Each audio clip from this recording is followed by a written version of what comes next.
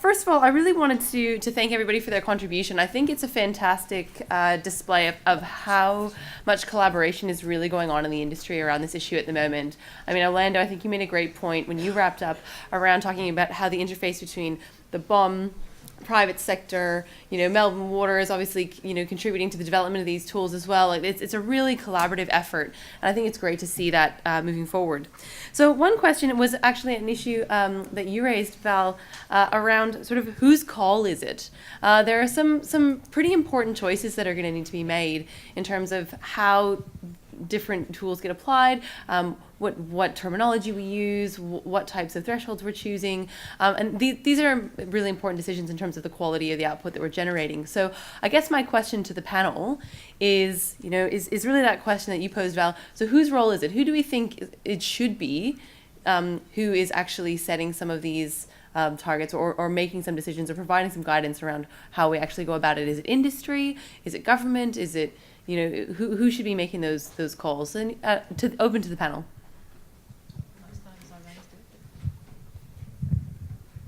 I think somebody needs to make the call, and I think where Michael and I have struggled is it's not us, the consultants. We need the leadership in our industry, and I think maybe what has happened over the last 18 months, and the reason we're all in this room really because we're not applying ARR is actually showing a bit of a fissure in the way things work now. There's many reasons for that, but it is an opportunity for us to actually step up and maybe fill that hole.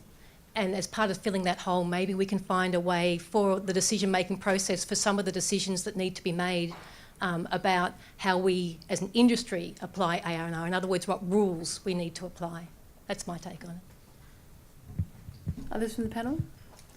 I think the word cloud came up with it. One of them was training. Getting the document out in 2016 was a huge effort. There's a lot of volunteer time after it was presented in Hobart in 2016.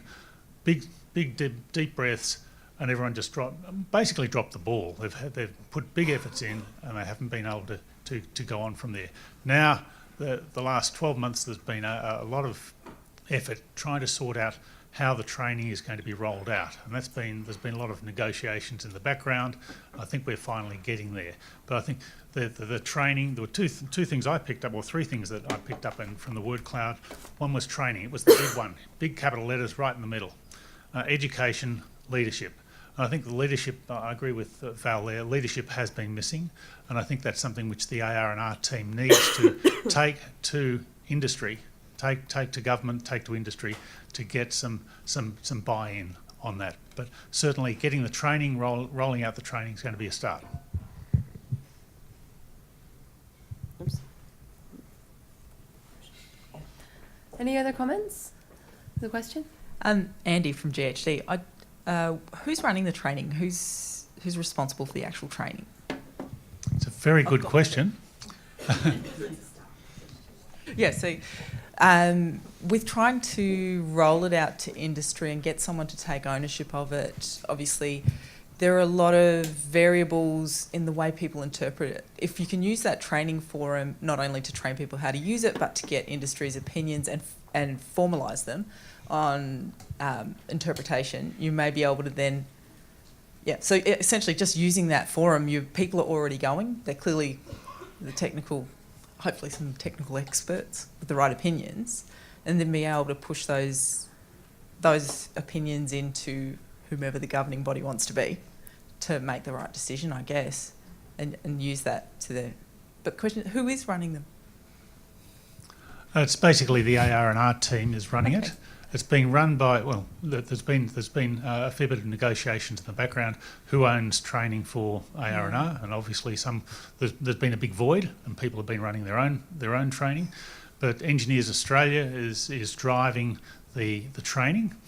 We've got the 4 pilot courses, as I mentioned before, going out into 4 of the major capital cities. Melbourne's a little bit, it's in July, and that's going to be run by the ARR team. So the course facilitators are going to be Mark Babbister, who is basically the chair of the technical committee, Rory Nathan, who provided huge input on the hydrology, and Bill Weeks, who's been one of the co-editors. Could you guys push it out to industry?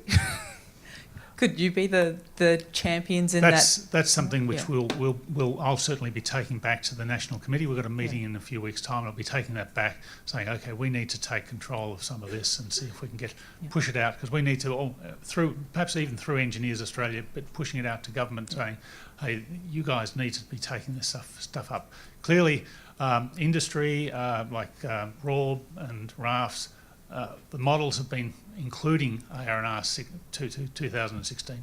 We should be doing it. The biggest concern I'm hearing, because this isn't the space I overly work in, I'm pipe drainage pretty much, is that there are so many interpretations on how to adopt it. Even the question that went to David about how do you determine which is the median peak flow, which temporal pattern do you choose, that needs to be set in stone. And before it can be pushed out to industry, those questions need to be answered, or else everyone's still only using their own interpretations. I think that's a message I can take back and make sure we have to have clear guidelines as to how ARR should be interpreted. It is but tricky. as I said, it is a guideline. It's not a standard. First conversation we had with Delp was that a lot of the guys that are in the flood modelling space are probably already using this and into it because they're used to dealing with risk. Whereas you come right down to the pipe level and it's, no, this is the number that you need to use.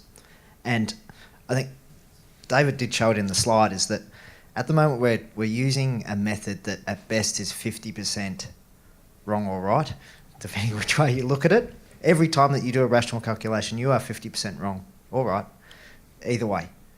And what we're trying to do, or what I think ARR is trying to do, is to go, actually, we don't know that much. We're kind of guessing a little bit. And maybe you should look at some different ways to look at that risk and to look at the different methods that flow can occur. Volume is huge. We haven't really talked about volume much. The urban chapter talks about it a lot. Those different temporal patterns all have different volumes because they're different shapes. We don't really look at it enough. So I know a lot of us, Melbourne Water, are really good in whacking me and other consultants, Val. If you put a report in now and you just say this is the flow, they'll usually now ask, well, what happens just over that flow? And this gives you some opportunities to do that. So a bit of it is on us philosophically about how we think about these problems. And certainly from Stormwater Victoria perspective, I'm keen for us to try and push that thought process more than anything else. I don't think we can be involved in regulation or the training, but I think it is important for us to put our heads up, and that's why we put on today and take a couple of whacks for it, but to try and push that around the industry. I'm really glad to see Steve reaching for the mic now. So what's the word from Del, Steve? I just could just reiterate a couple of points that Chris made there. I think, and Andrew made it before too, in where ANR is going, and I guess it's in line with broader the directions in the Victorian Floodplain Management Strategy. It is about managing risk. Here, there is no one single answer, I think, and that's a difficulty for us to get our heads around. I understand the complexity with that, and I certainly understand that from the point of view of communicating to government about what you're talking about in that respect. To go to the point about who needs to drive this, no government, whether it be the state or Melbourne Water or local government, they're about building business cases for the investment here. So that's really when you do this type of work, what you're doing is effectively putting together a business case for a certain set of works, capital works, be undertaken. So I'd throw it back to the industry and is to demonstrate to your clients what the benefits are of going down this certain path. And every government at every level is going to be interested in saving cash.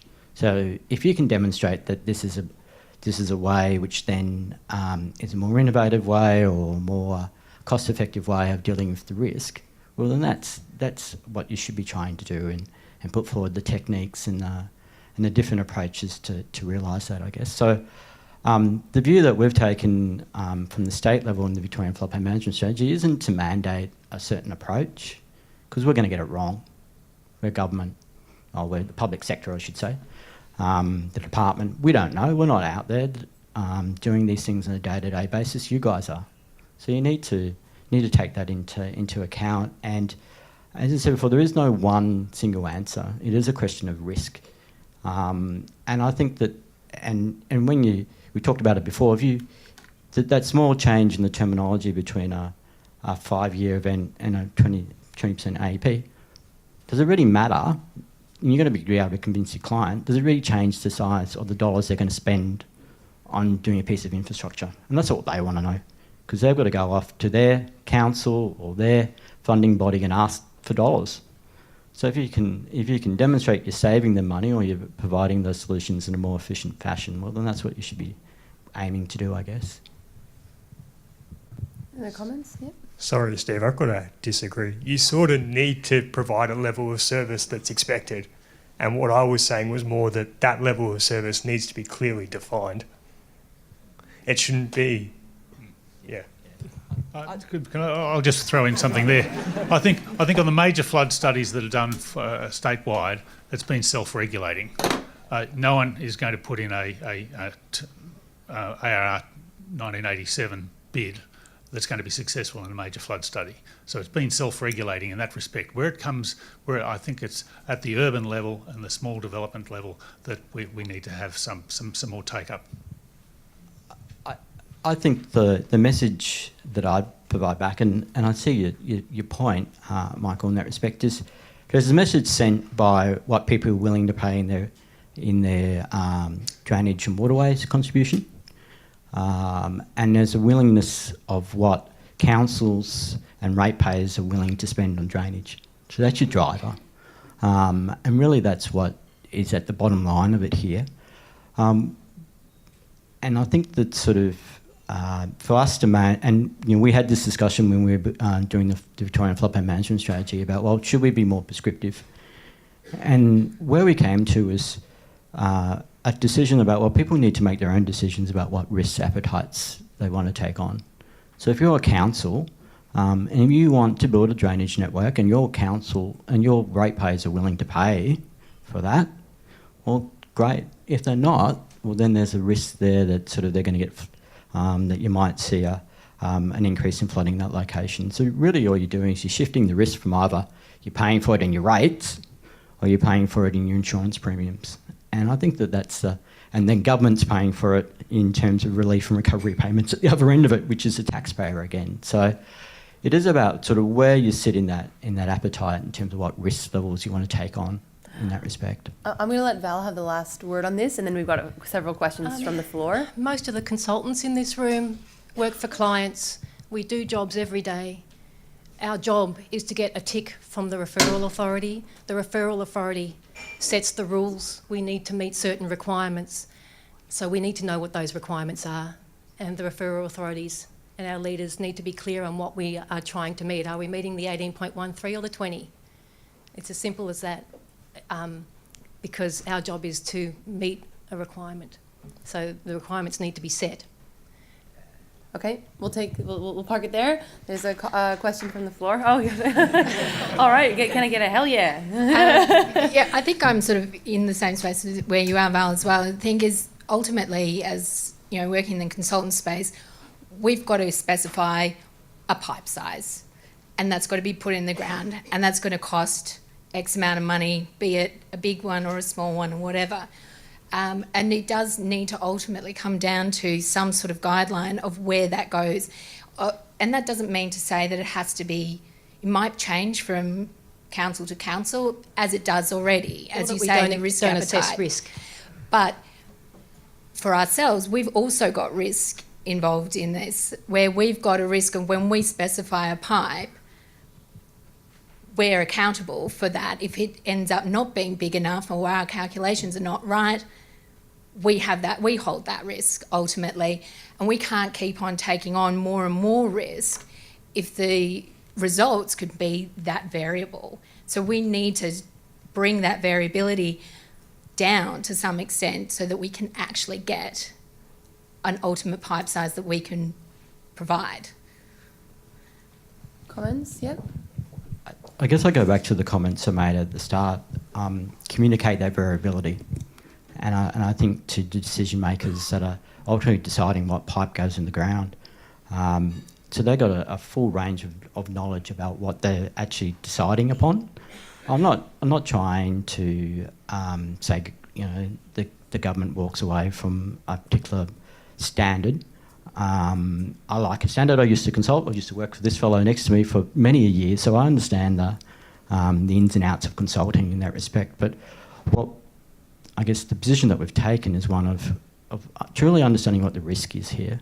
And that risk is borne by a whole range of different people, all different steps of the process. I understand that fully. But we need to fully appreciate what that risk is. Rather than going to a standards-based approach, go to what's the benefits here. We've seen a lot of investment around the state since the 2010-11 floods, and I'll focus on riverine flooding. The state hasn't said, or the department or the government hasn't said, you've got to build a levee to a certain height. We haven't made that decision. What we've said to people at a local is, well, ultimately you've got to pay for some of this. What do you want as your service standard in that place? And then you decide on what you want to keep in place in there.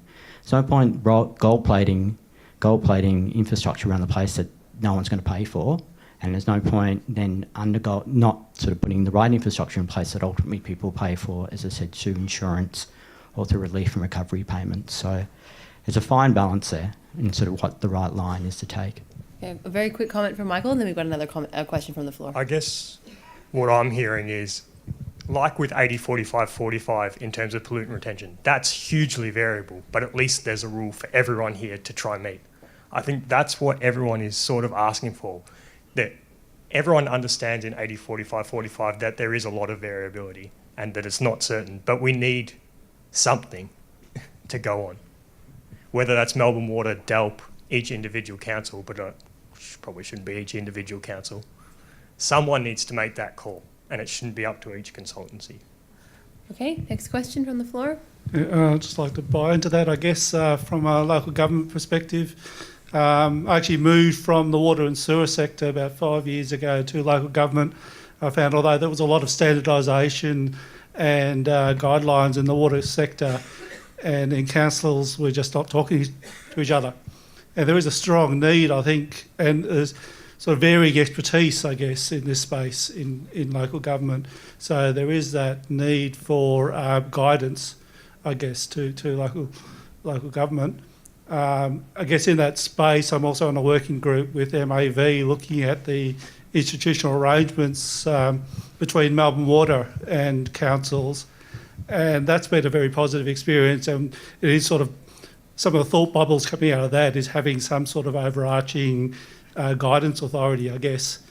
Yes, we need consistency with the planning provisions, with the IDM manuals, with the Melbourne Water manuals. That it's the way we do things already, but we just need consistency in terms of application of this document.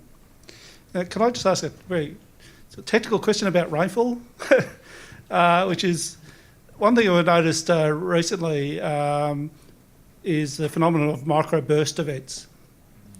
Just wondering, in the context of ARR, how ARR deals with that. Is it just a short frequency, short duration, high intensity storm, or is there a particular beast that is recognised as this microburst phenomena? Which is you. I'm happy to try and answer it. It's not really my area of expertise, but I think effectively what you're talking about there is a very, very short duration event that's probably embedded within some larger... In a very isolated space as well, so it's not getting picked up by rainfall gauges. Rainfall gauges say nothing's happening. We got videos and photos of massive water. Yeah, so you're talking about a very spatially confined event that's dumping a large amount of rainfall in a short amount of time and probably moving quite quickly across an area as well. So I think that is picked up in ARR with the very short duration IFDs and temporal patterns, and I would really make the point that one of the big changes with the IFDs that's been made with ARR 2016 is that we've got 30 years of additional data that's been used by the Bureau to generate those IFDs. So that's really important. But there's also a substantial increase in the number of sub-daily pluviographs that have been used to generate those IFDs. So there's a vast increase in the amount of pluvio 6-minute rainfall estimates that have been used. So the short duration rainfalls are the ones that are going to change the most from 1987 to 2016. So hopefully some of that is picking up some of those more extreme events that have been recorded over that period. Yep. Just got another question from the floor. I know Europe's huge on microburst at the moment. They're doing a lot of research into that, so maybe some of that will come out. Sorry for all the questions, but just so aside from the technical stuff, so a lot of changes in technical stuff. We need training and we need some guidance. That's fine.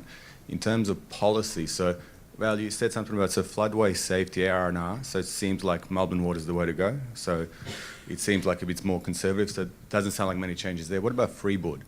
So yeah, again, at the moment we're making our own calls.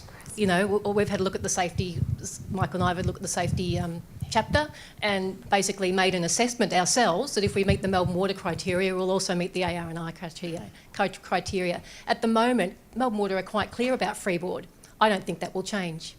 I think, as you can see, what we have confirmed is it's variable. So freeboard's more important, yeah. Council local, sorry. In terms of local stuff, so 150 mil freeboard's the acceptable approach right now. Do you see any changes to that potentially? Again, it's not my call, but oh well, maybe someone else from the panel. I personally think the freeboard provisions as we apply them across Melbourne and Victoria have served us well. Yeah. Thanks. Other comments on that question, Andrew? Maybe. From a personal point of view, I'd like to see freeboard come down to more to a risk type thing and probability. If you've got a steep, narrow catchment, then your 600 mils may be totally inadequate, whereas you've got a wide, open, flat catchment, then 600 mils, yeah, PMF might only be with below the 600 mils. So I personally would like us to go more to a risk-based. I think that's ultimately where we'll go.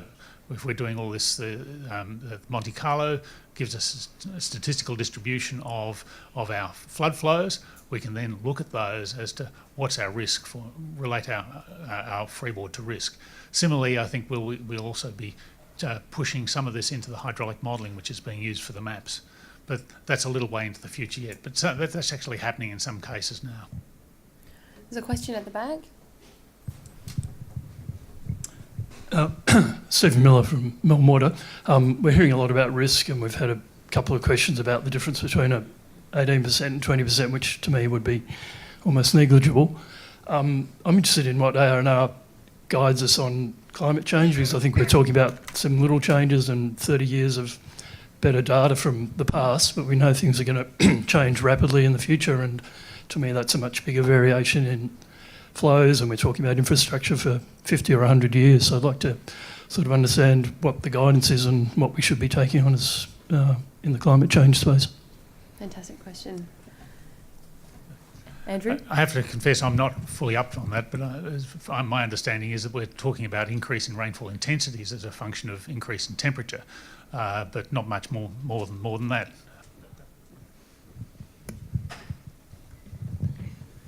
Yeah, that's right. So ARR gives you a way of increasing your design rainfall depths to account for climate change, and there's some choices around which sort of planning scenarios you use and assumptions around the greenhouse gas concentrations and things like that. But I think if you go to the data hub, and it'll give you the set of, or the best estimate, the most recommended set of climate change factors for your particular catchment that, again, you can just use to kind of multiply out through your rainfall depths to give you an estimate of what might happen, at least with rainfall, in a future climate scenario. So just to clarify, this is about future climate scenarios, not just based on past climate. That's right. Yeah. That's right. The problem is, from a practitioner point of view, the guy designing out in Terralgan or somewhere, is we as the practitioners have to decide on the scenario, how bad we're stuffing it up. Michael and I are taking it that it's the worst case, again, to be conservative, but is that right? I don't know. Well, it shouldn't be us making that call. No, we need guidance again. Other questions? There's one up the front. Where are you, So please? on the climate change side of things, there's also the issue of sea level rise for downstream levels of catchments that go to the sea, and that's something where we have got some fairly clear indications as to what we need to be allowing for. I think in Victoria we're looking at 800 mils by 2100, for example, but they're things which we need to take into account in our modelling, certainly the hydraulic modelling that we're doing to look at our flood extents. Question in the front. Sorry, hold on, just make sure the mic's on. Should be green. There we go. Coming from the growth area, I'm fully on board. There's been a lot of talk, especially with Val and that, about we have to do something, but I'd like to see some action come out of today that recognises, acknowledges, makes a step in the right direction, because as a council and person who checks the drainage comps that come in, I can't tell them they've got to use AR2016, do you know what I mean? There's nothing there to say that this is the regulated document that we should be doing our drainage designs to. What risks are we taking on by not using it? And how do we get BPA and Melbourne Water and the planning scheme, the way they look at drainage modelling, going in the direction that you're guiding us in now? If I can make a comment there, I think it gets down to what can you consider to be best practice. Now, you as a council, what are you prepared to accept as best practice? You're taking on the risk if you sign off on someone's drainage design, same as consultants. What is best practice? You're putting work out there. If something goes wrong and they start pointing the finger at you, can you put your hand on your heart and say, we use best practice? If it goes to court, for example, that's our worst case scenario, is that we actually have to use our professional indemnity insurance, and we end up with a court case against us. What we should be able to put our hand on our heart and say we use best practice at the time. So really, we need to be moving to 2016. I can get a plug in here.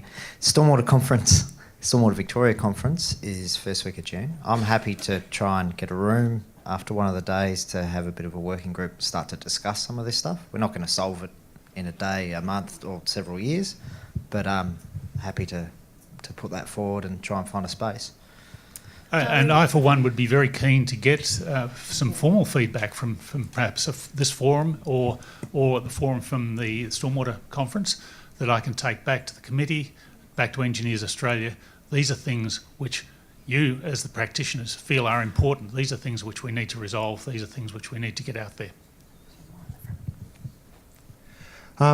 Hi, I'd just like to suggest that I have a great deal of concern if we're looking at getting local governments to come up with their own ways of doing it based on an appetite for risk. I think that'd be a bad result for industry, as every local government comes up with their own idea for what it needs to be. It'd be impossible for consultants to work out what they need to do and who's doing what. That's right. But it's an opportunity now, given that we're changing what we're up to really sort of centralise it, come up with the right thing, because, if water doesn't stay within the council area, if the council makes a decision that they're going to be less conservative than the one next door who happens to be downstream, it'll affect them. So it's a risk that will get politicised based on what ratepayers want to do and what they want to accept, and they're not educated on the matter. I'll take that as a comment. In the front row. Thank you. We live in a democracy. Just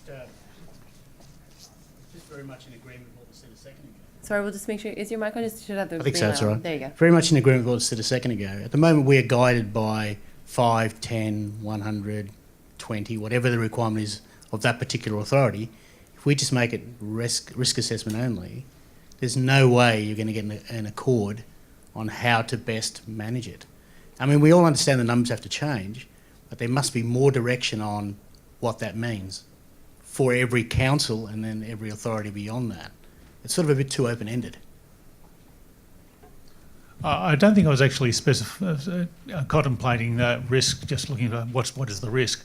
It's looking at getting the risk around, an estimate of the risk around the numbers that you're coming up with. So I'm not looking at changing whether you should be doing a 1% AEP or a 5% AEP for pipe network, but you need to know what's the how close is that to, is there high probability that flow could be double that or half that? It's more a case of that's the risk I'm talking about from a technical point of view, but the other one is a practical point of view, the practical risk associated with accepting those sorts of numbers. From a business point of view, water technology, Val's company, other companies, we have to go with what we see as best practice. Or if we can see improvements on best practice, then we'll push those, because that's what we have to base our results on. We've got, and that's what we're trying to push. Our competitive edge, for example, over other consultants is that we work at leading edge best practice, and I think that's going to other people are going to have to come on board with that. I agree, Andrew, but we are specialists. A lot of the drainage engineers in this room are civil engineers. They're doing the drainage design as part of the subdivision. It's just part of the job. They need to get the job out by Friday. They need to get the job out by Friday. They just need to get the job done right, because they've got another job to do next week. So I think in a practical sense, in an ideal world, if we all had time to think like we did when we were young engineers, yes, but maybe not in this world now, for most of us in this room. All right, sorry, we're going to leave that one there. We do Sorry, Lindsay, just a comment on that. I think Val is correct. Basically, ARR has been driven by the big flood world part of the industry. And if there's a single message I'm getting from here is that we need to be looking at the small scale stuff, and that's something perhaps I most definitely will be taking back to the committee. And helping the guys designing in isolation in a small consultancy in Warrigal. Handbook. Oh, we need a handbook so badly. We need rules and we need training. Just in case I forget it, these 4 training sessions in the capital cities, keep rolling them out till no one wants them anymore, Andrew. We need them for as long as we need them. One last question. And again, if you need to know where to go, it's at the top there, paulev.com/ARR2016. The question is, based on what you've seen today, how much more likely are you to consider using ARR 2016? So as you can tell, we've given you a big discussion around the importance of it, the problems it's trying to solve, the way that it can be communicated to your stakeholders, some of the technology out there to support you. Based on what you've seen, how much more likely are you to use it than you were? There's about 100 of us, so once we hit 100, we'll have a look, and then I'll hand over to Stormwater Vic to send you off. It sounds like your conference is going to be a good one. This sounds like it might be a great stream, so looking forward to that very much.